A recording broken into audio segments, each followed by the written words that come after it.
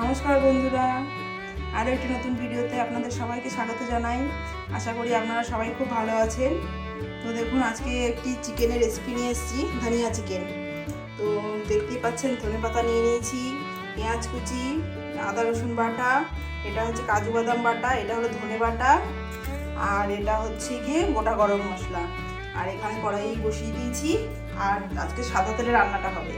তো সাদা তেল দেবো, ঠিক আছে। তো আপনাদের এখানে একটা ছোট্ট করে টিপস দিয়ে রাখি, যেহেতু ধনিয়া চিকেন, তো একটু ধনে পাতাটা বেশি লাগবে। ধনে পাতার মধ্যে আমি কাঁচা লঙ্কা দিয়ে নিয়েছি। তো কাঁচা লঙ্কা দিয়েছি, আর বরফ দেখতে পাচ্ছেন ওপরে বরফ আছে।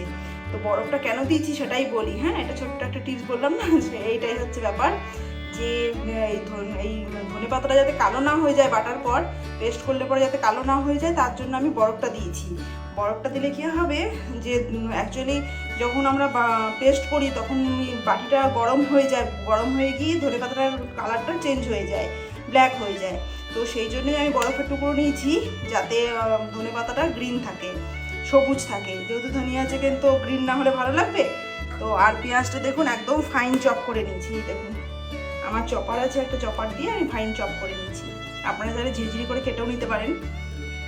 আমি প্রথমে চিকেনটার মধ্যে নুন আর একটু সামান্য হলুদ দেবেন, বেশি হলুদ দিলে পরে কিন্তু একদম ডার্ক হয়ে যাবে। তো আমি যাতে ধনে পাতার রঙটা যাতে ভালো আসে, চিকেনের রঙটাও যাতে ভালো আসে, তার জন্য আমি অল্প করে হলুদ দিয়েছিলাম। হলুদ আর নুন দিয়ে প্রথমে মাখিয়ে রেখেছিলাম, তারপর আমি এখন একটু দই দিয়ে মাখিয়ে নিলাম। এবার এদিকে দেখুন, আমি তেলও নিয়ে নিয়েছি কড়াইতে। এবার আমি একটু গোটা গরম মশলাটা দিয়ে দেবো তেলের মধ্যে।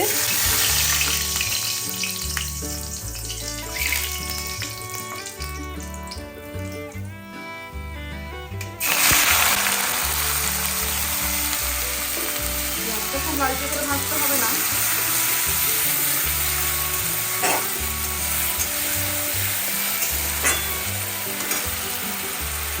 পেঁয়াজটা যাতে তাড়াতাড়ি নরম হয়ে যায়, তার জন্য আমি দিয়ে দেবো নুন।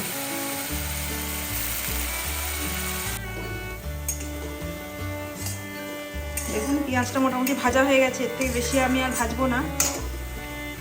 এবার আমি এর মধ্যে চিকেনটা দিয়ে দেবো।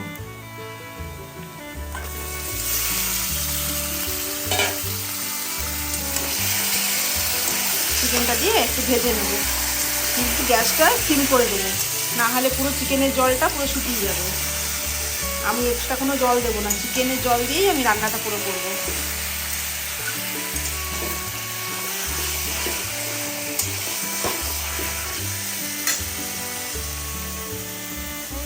গ্যাসটা আমি সিম করে দেবো, একটু ভেজে নিয়ে তারপর আমি এর মধ্যে দিয়ে দেবো আদা রসুন বাটাটা, আমি এর মধ্যে দিয়ে দেবো।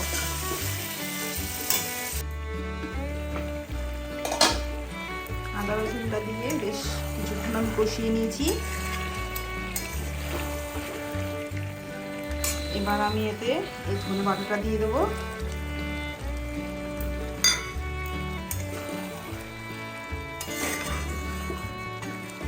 ধনে বাটাটা দিয়ে আবার আমি কিছুক্ষণ এবার রান্না করব। ধনে বাটাটা দিয়েও আমি ভালো করে কষিয়ে নিয়েছি। এবার আমি কাজু বাদাম বাটাটা দিয়ে দেবো। কাজু বাদাম বাটাটা দেওয়ার পর কিন্তু এবার কিন্তু নাক থাকতে হবে, কারণ কাজু বাদাম তো কড়াইতে ধরে যায়, ঠিক আছে।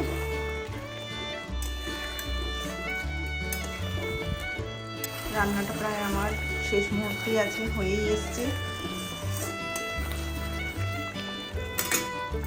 এবার আমি ওপর থেকে ধনেপাতার পেস্টটা দিয়ে দিচ্ছি।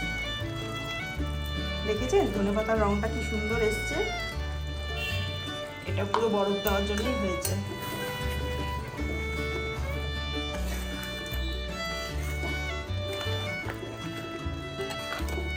আবার আমি বেশ কিছুক্ষণ রান্নাটা করে নেবো, বেশিক্ষণ আর রাখবো না গ্যাসে আমি এটাকে। চলুন দেখি আমার ধনিয়া চিকেন কি বলছে।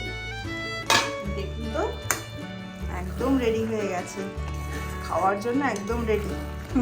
এত সুন্দর একটা স্মেল বেরিয়েছে, জানি না খেতে কেমন হয়েছে। অ্যাকচুয়ালি চিকেনটা না নিয়ে এসেছিলো চিকেন কষা খাবে বলে, তো দেখে যে মেটে আছে দেখে বুঝতে পারছেন নিশ্চয়ই আপনারা। এটা একটু লেগ পিস, একটু ব্রেস্ট পিস হলে পরে বেশি ভালো হয়।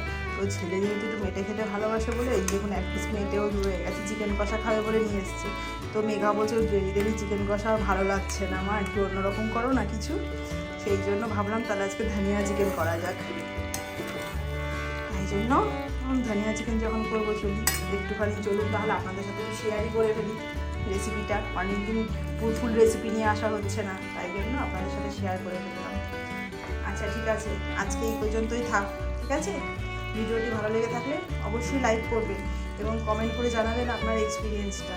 আর রেসিপিটা কেমন লাগলো সেটা কিন্তু অবশ্যই কমেন্ট করে জানাবেন। দেখা হচ্ছে নেক্সট ভিডিওতে।